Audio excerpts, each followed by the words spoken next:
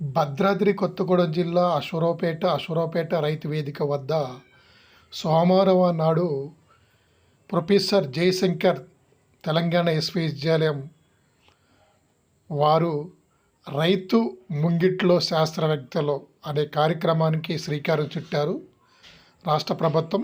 దాంట్లో భాగంగా రైతులతో ఈ రోజు నుండి 45 రోజుల వరకు రైతు సమస్యలపై రైతులకు అవగాహన సదస్సు కార్యక్రమాలు జరుగుతూ ఉంటాయి. దాంట్లో భాగంగా విశ్వవిద్యాలయం డీన్ తదితరులు శాస్త్రవేత్తలు విద్యార్థులు పాల్గొన్నారు. రాష్ట్ర విశ్వవిద్యాలయం రైతులకి చెంతకు చేరినట్లయితే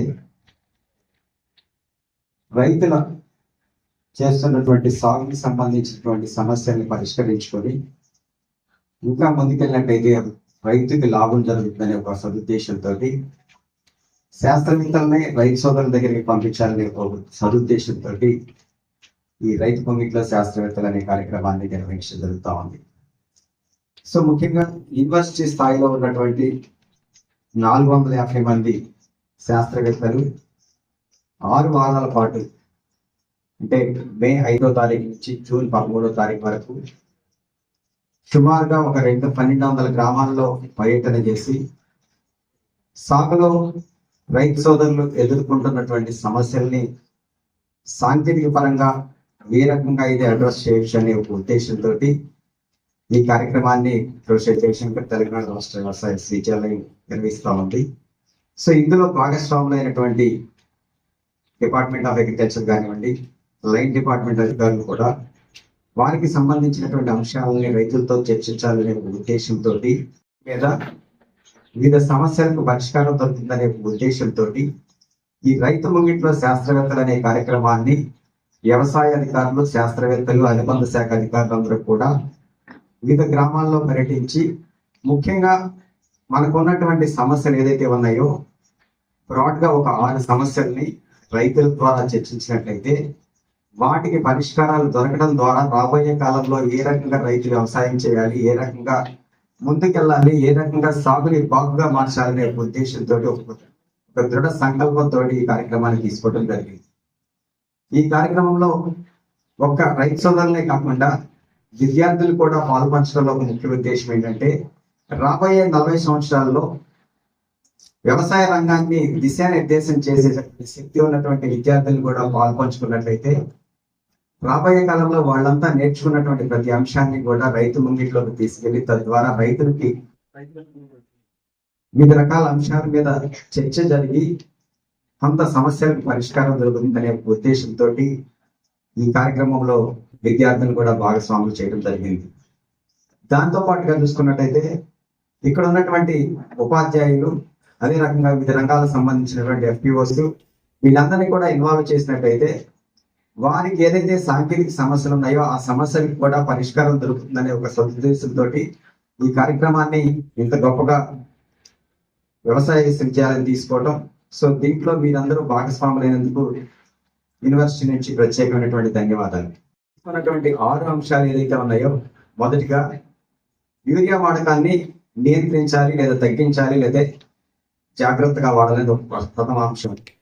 సో ముఖ్యంగా చూసుకున్నట్టయితే యూరియా అనేది చాలా పంటల్లో మనం ఏదైతే సిఫార్సు చేస్తా ఉన్నామో దానికంటే ఎక్కువ మోతాదులో మనం వాడటం అనేది జరుగుతూ ఉంది. ఎప్పుడైతే యూరియా ఎక్కువ వాడతామో దానివల్ల జరిగేటటువంటి అనర్థాలు కనుక చూసుకున్నట్టయితే ఏదైతే సమస్యలు ఉన్నాయో వాటిని రైతు సోదరులు కనుక మనం కొంతవరకు అవగాహన కల్పించినట్టయితే యూరియా వాడకాన్ని తగ్గించి తద్వారా యూరియా ఆదా చేయటం, దాంతో పాటుగా ఇంకొకటి ఏంటంటే దానికి సంబంధించినటువంటి సమస్యలు ఏదైతే ఉత్పన్నం అవుతా ఉన్నాయో సో వాటిని కూడా మనం పరిష్కరించేదానికి అవకాశం ఉంటుంది. కాబట్టి యూరియా ఏ రకంగా వాడాలి, ఎంత మోతాదులో వాడాలి, సిఫార్సు చేసినటువంటి సమయంలో వాడాలి, సిఫార్సు చేసినటువంటి మోతాదులో వాడాలి, సిఫార్సు చేసినటువంటి మేరకే వివిధ పంటల్లో ఉపయోగించాలనే ఉద్దేశంతో సో దీని మీద ప్రధాన అంశంగా తీసుకోవడం జరిగింది. యూరియా వాడకం అంటే సాధారణంగా మనం వరిని కనుక తీసుకున్నట్టయితే సుమారుగా 2 బస్తాలు యూరియా వాడకం జరుగుతూ ఉంటుంది. కానీ మనం చూస్తే కంటే 2 కాదు, 3 కాదు, 3.5 బస్తాలు, 4 బస్తాలు వేసినటువంటి పరిస్థితి కూడా మనం గమనిస్తూ ఉన్నాం. అంటే ఎక్కువ మొత్తాదులో యూరియా వేయటం వల్ల జరిగే నష్టం ఏంటంటే ఎక్కువ మోతాదులో కనుక యూరియా మనం వేస్తా ఉంటే సాధారణంగా ఏం జరుగుతుందంటే ఇవే ఉన్నటువంటి గుణం ఏంటంటే వేస్టేజ్ ఎక్కువ అవుతుంది. అంటే వేపర్ రూపంలో కానీ, లేకపోతే నేల భూమిలో కలిసిపోవడం కానీ, లేకపోతే నీళ్ళలో కలిసిపోవడం కానీ. సో అలా కాకుండా సిఫార్సు ఏదైతే ఉందో, మనం ఏదైతే పంట సాగు చేస్తా ఉన్నామో ఆ పంటకి తగ్గట్టుగా మనం యూరియా కనుక చేసుకున్నట్టయితే యూరియా మీద పెట్టే ఖర్చు తగ్గించడంతో పాటుగా ఎప్పుడైతే యూరియా ఎక్కువ వాడతామో అనర్థాలు ఏంటంటే ప్రధానంగా యూరియా వేసినప్పుడు మొత్తం పొలం అంతా నల్లబడుతుంది. అంటే నల్లబడటం అంటే పచ్చబడుతుంది. ఈ పచ్చబడినటువంటి పరిస్థితుల్లో మనం చూసుకున్నట్టయితే సాధారణంగా పురుగుల ఉధృతి, తెగుళ్ళ ఉధృతి ఎక్కువగా ఉంటుంది. అంటే ఎప్పుడైతే నత్తజనికి సంబంధించినటువంటి ఎరువులు వేసినప్పుడు పురుగులు, తెగుళ్ళ ఉధృతి ఉంటుంది. కాబట్టి యూరియా మీద పెట్టేటటువంటి ఖర్చుతో పాటుగా ఈ పురుగుళ్ళు, తెగుళ్ళ మీద కూడా ఖర్చు ఎక్కువ అవుతుంది అనేటువంటి పరిస్థితి మనం గమనిస్తా ఉన్నాం. కాబట్టి సో వాటిని నియంత్రించడానికి మరలా మనం ఎక్కువ ఖర్చు పెట్టాలి. కాబట్టి రసాయనాల వినియోగం పెరుగుతూ ఉంటుంది. సో వీటిని అదుపు చేసుకున్నట్టయితే చాలా వరకు మనకి ఉపయోగపడతా ఉంటుంది. మీరు ఒకసారి ఆలోచన చేసుకున్నట్టయితే ప్రధానంగా మన తెలంగాణ రాష్ట్రంలో ప్రధానంగా పండించేటటువంటి పంటలు 3 పంటలు. ఒకటి వరి, రెండోది పత్తి, మూడోది మిరప. కొంత విస్తీర్ణంలో మొక్కజొన్న కూడా సాగు చేస్తాము. అయితే వరి, పత్తి కనుక చూసుకున్నట్టయితే మనం పెద్దగా మోతాదు చూసుకున్నట్టయితే ఇంకా 2 బస్తాలు వేసిన దగ్గర 3-4 బస్తాలు వేస్తున్నటువంటి పరిస్థితి గమనిస్తా ఉన్నాం. మీరు ఒకసారి కనుక మిరప వ్యవసాయం చూసుకున్నట్టయితే సాధారణంగా 120 కేజీలు నత్రజని వేయచ్చు, ఒక 24 కేజీలు భాషణ వేయచ్చు, అదే రకంగా ఒక 48 కేజీల పాటు పొటాష్ ఎరువులు వేసుకోవచ్చు. అంటే ఇవన్నీ కలిపి కూడా మనకి 7 నుంచి 8 బస్తాలు 9 బస్తాలు మ్యాక్సిమం అవుతాయి. బట్ ఎక్కువ మంది రైతు సోదరులు మనం చూసినట్టయితే 25 నుంచి 30 బస్తాలు వేసేటువంటి పరిస్థితి మనం గమనిస్తా ఉన్నాం. ఎప్పుడైతే 25 నుంచి 30 బస్తాలు వేస్తామో దీనివల్ల ఏం జరుగుతుందంటే భూమిలో మనకి జరిగేటటువంటి మేలు కంటే కూడా అనర్థం ఎక్కువ జరుగుతూ ఉంటుంది. అంటే సాధారణంగా ఎక్కువ మోతాదులో ఎరువులు వేయడం వల్ల సూక్ష్మ పోషకాల లోపాలు కానివ్వండి, లేకపోతే చీడపీడల ఉధృతి కానీ పెరుగుతూ ఉన్నట్టుగా మనం చూస్తూ ఉంటాం. సో అందుకేంటంటే యూరియాని నియంత్రించుకోవాలనే ఒక మంచి టాపిక్ మీద యూరియా ఏ రకంగా వాడాలనే దాని మీద మనకి రాంప్రసాద్ గారు సాయిల్ సైంటిస్ట్ ఉన్నారు. కాబట్టి వారు మనకి సో అంటే మనం రైతుల్ని యూరియా తక్కువ వాడాలనే ఉద్దేశంతో చైతన్యం చేసినట్టయితే యూరియా వాడకం తగ్గించడంతో పాటుగా దానికి ప్రత్యామ్నాయంగా ఏం సిఫార్సు చేస్తాము, ప్రత్యామ్నాయంగా ఏం వేసుకోవాలి అంటే ఆర్గానిక్ ఫెర్టిలైజర్స్ కంటే చూసుకున్నట్టయితే మనకి పచ్చిరొట్ట ఎరువులు ఏంటి కానీ, FIM అంటే కంపోస్ట్ చేసుకోవడం కానీ ఇలాంటివి చేసుకోవడం వల్ల మంచి లాభం జరుగుతుంది. సో ఇది మనం తీసుకున్నటువంటి ఫస్ట్ టాపిక్. ఇక రెండో విషయంకి వచ్చినట్టయితే రసాయనాలని ఎంత మేరకు వాడాలో అంత మేరకే వాడుకోవాలి, నేల తల్లి ఆరోగ్యాన్ని కాపాడాలి.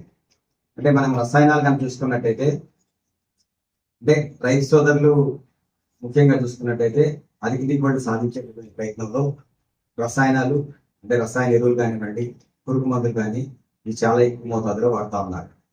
అంటే ఈ ఎక్కువ మోతాదులో వాడటం అనేది మనం చూసుకున్నట్టయితే ఎక్కువ మోతాదులో వాడటం కంటే కూడా ఏ పురుగుకి ఏ మందు వాడాలి, దాంతో పాటుగా ఏ రసాయనాలు ఎంత మోతాదులో వాడాలి అనేది ఒక అవగాహన కల్పించుకుంటే చాలా బాగుంటుంది. రాబోయే కాలంలో మనం పెట్టేటువంటి రసాయనాల మీద ఖర్చు తగ్గించడంతో పాటుగా రసాయనాలు ఎక్కువగా ఉపయోగించడం వల్ల ఏంటంటే మనకి సాధారణంగా వాయు కాలుష్యం ఒకటి, జల కాలుష్యం ఒకటి ఇవన్నీ జరుగుతూ ఉంటాయి. అంటే జల కాలుష్యం విషయంకి వచ్చినట్టయితే ఏంటంటే మనకి జలచరాలు కానివ్వండి, వాయు కాలుష్యం విషయంకి వచ్చినట్టయితే ముఖ్యంగా మేలు చేసేటటువంటి కీటకాలు కానివ్వండి, తేనెటీగలు అని ఇవన్నీ చనిపోతున్నటువంటి పరిస్థితులు గమనిస్తా ఉన్నాం. కాబట్టి దాంతోపాటు ఈ రసాయనాలు ఎక్కువ వాడటం వల్ల ఈ మధ్యకాలంలో మనం చూస్తూ ఉన్నాము. ఇంతకు ముందు క్యాన్సర్ అనేది ఎక్కడో ఒక చోట ఒక ఇంట్లోనో ఎక్కడో ఉండేది. బట్ ఇప్పుడు చాలా మారినటువంటి పరిస్థితి గమనిస్తా ఉన్నాం. అంటే వీటన్నిటికీ రసాయనాలని ఎక్కువగా వాడటం, సిఫార్సు మోతాదు కంటే ఎక్కువ మోతాదులో వాడుతున్నటువంటి పరిస్థితి మనం గమనిస్తా ఉన్నాం. కాబట్టి సో వీటిని అవసరం మేరకు వినియోగించాలనే ఉద్దేశంతో, అవసరం మేరకు కనుక ఉపయోగించుకున్నట్టయితే నేల తల్లి ఆరోగ్యాన్ని కాపాడవచ్చు అనే ఉద్దేశంతో ఈ టాపిక్ ని తీసుకోవడం జరిగింది. ఏం తీసుకున్నామంటే ముఖ్యంగా మనం ఖరీఫ్ వస్తా ఉంది అంటే వానాకాలం సాగుకి మనం సమాయత్తం అవుతా ఉన్నాం. ఎందుకంటే జనరల్గా జూన్ 15 నుంచి అన్ని పంటలు వేసుకోవడానికి సరైనటువంటి సమయం. సాధారణంగా మనం చూసుకున్నట్టయితే జూన్ 15 కల్లా లేదా మే ఎండింగ్ నుంచి కానీ చూసుకున్నట్టయితే పత్తి వేయడం అనేది స్టార్ట్ చేస్తాం. జూన్ లో కానీ జూలైలో కానీ నార్లు పోసుకోవడం, వరి నార్లు పోసుకోవడం చేస్తాం. జూన్ 15 నుంచి కానీ చూసుకున్నట్టయితే మనకి అపరాలైనటువంటి పెసర కానీ, మినుము కానీ, కంది కానీ సాగు చేయటం, విత్తుకోవడం అనేది స్టార్ట్ అవుతుంది. దాంతోపాటుగా మందులు, దాంతోపాటు ఎరువులు కూడా కొనే పరిస్థితి ఉంటుంది. కాబట్టి ఎరువులు, పురుగు మందులు, విత్తనాలు కొనేటటువంటి పరిస్థితుల్లో మనం రసీదుని జాగ్రత్తగా భద్రపరచుకోగలిగితే రేపు ఉత్తరోత్తర ఏదైనా సమస్య వచ్చినప్పుడు ఆ సమస్యకి సంబంధించి మనకి అట్లీస్ట్ బిల్ ఉంది, మీ దగ్గర మేము కొన్నామని చెప్పడానికి ఒక భరోసా ఉంటది. కాబట్టి తద్వారా మనకి కొంత నష్టాన్ని తగ్గించేదానికి అవకాశం ఉందనే ఒక ఉద్దేశంతో రసీదులు భద్రపరచుకోవడం అనేది ఒక టాపిక్ గా మనం తీసుకోవడం జరిగింది. దీనికి సంబంధించి మనకి డిస్ట్రిక్ట్ అగ్రికల్చర్ ఆఫీసర్ బాబురావు గారు మనకి దీని గురించి ఎక్స్ప్లెయిన్ చేస్తారు. ఒక ప్రధానమైనటువంటి ఏంటంటే సాగునీటిని సమర్థవంతంగా వినియోగించడం అనేది ఒక ముఖ్యమైన అంశం. సో సాధారణంగా ఏంటంటే మనకు దొరికేటటువంటి జలాల్లో సుమారుగా 70% అంతా కూడా వ్యవసాయంగా వాడుతూ ఉన్నాం, 30% మాత్రమే ఇతర అవసరాలకు వాడుతూ ఉన్నాం.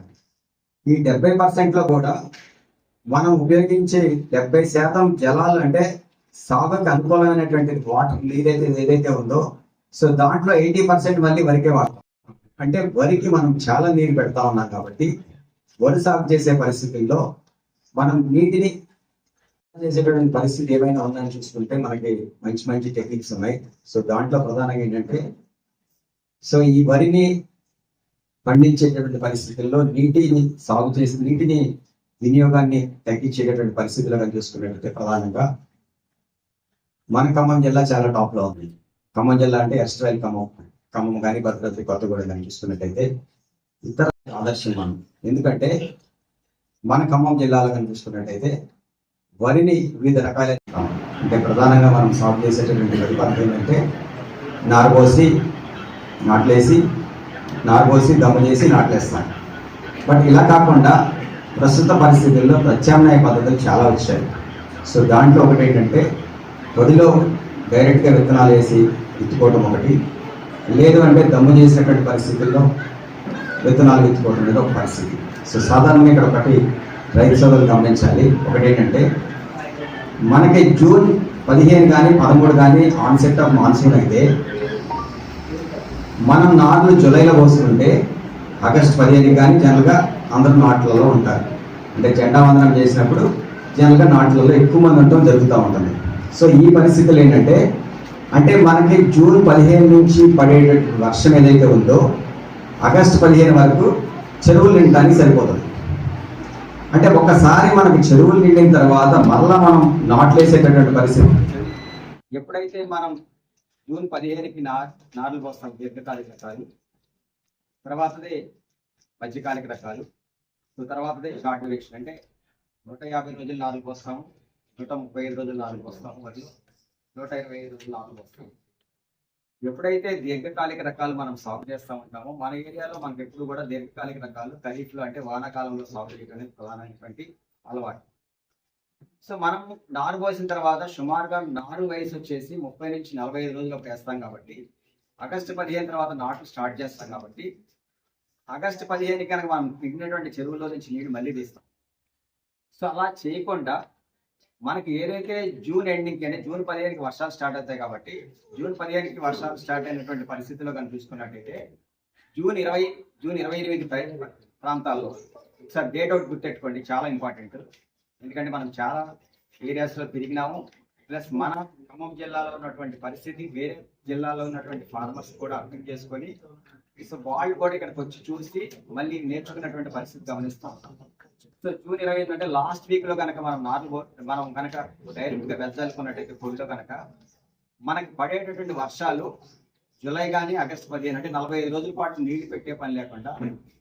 సో ముఖ్యంగా ఇక్కడ నీళ్లు పెట్టే పని లేకుండా ఎందుకంటున్నానంటే మనం ఖమ్మం జిల్లా కానీ ఎస్ట్రైల్ ఖమ్మం కానీ చూసుకున్నట్టయితే మనకి పడేటటువంటి వర్షపాతం కానీ చూసుకున్నట్టయితే ఆల్మోస్ట్ 50 to 55% వర్షపాతం అంతా కూడా జూన్, జూలై, ఆగస్టు మాసాల్లో పడుతుంది. కాబట్టి జూన్ మాసంలో 134 mm పడుతుంది, జూలై మాసంలో చూసుకున్నట్టయితే 312 mm పడుతుంది, ఆగస్టు మాసంలో చూసుకున్నట్టయితే 280 mm పడుతుంది.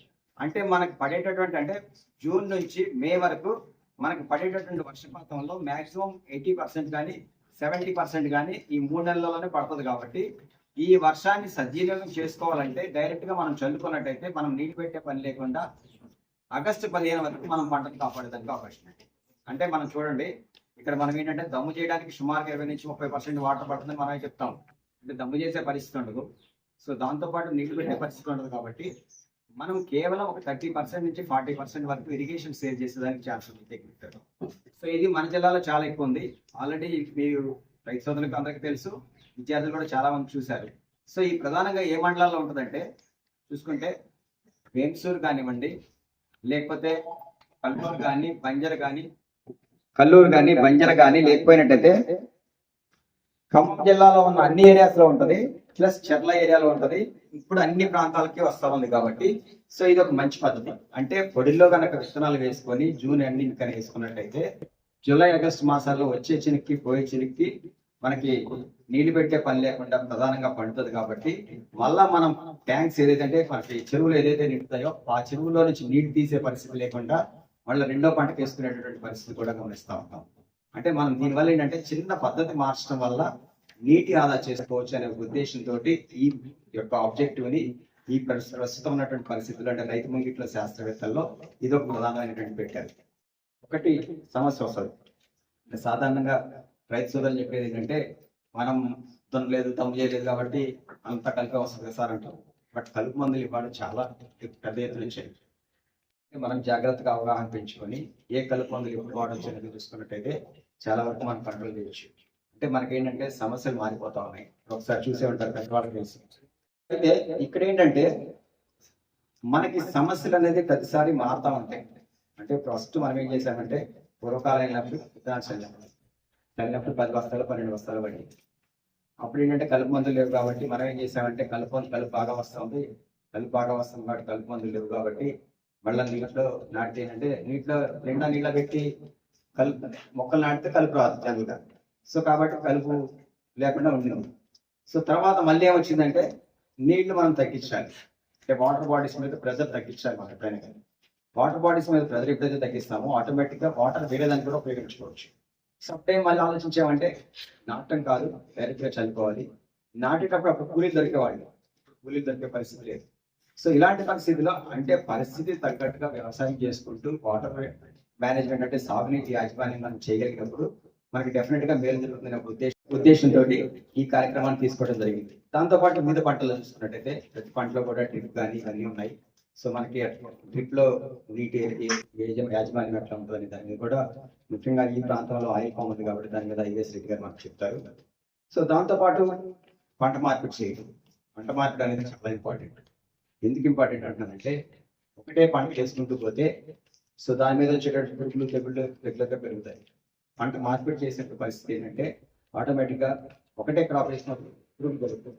పంటను మార్చినప్పుడు ఏంటంటే పురుగు తగ్గుద్ది, రసాయన తగ్గుద్ది. సో దాంతోపాటు మనం పెట్టేటటువంటి ఖర్చు కూడా తగ్గుతుంది కాబట్టి ఇక్కడ ఆదాయం చాలా వరకు పెంచవచ్చు. సో దీంట్లో ప్రధానంగా చూసుకున్నట్లయితే పంట మార్పిడి, దాంతోపాటు అంతర్ పంటల సాగు. అంతర్ పంటల సాగు విషయంకి వచ్చినట్టయితే ప్రధానంగా మనం భూమి సత్తువు లేదని చెప్తా ఉన్నాం, పరిస్థితి గమనిస్తాం. భూమి సత్తువు లేదంటే భూమికి సత్తువు చేయాలంటే మనం చేయాల్సింది ఏంటంటే మనం పశువులు ఎరువు పోయాలి. పశువులు ఎరువు పోయాలంటే మన దగ్గర పశువులు లేవు.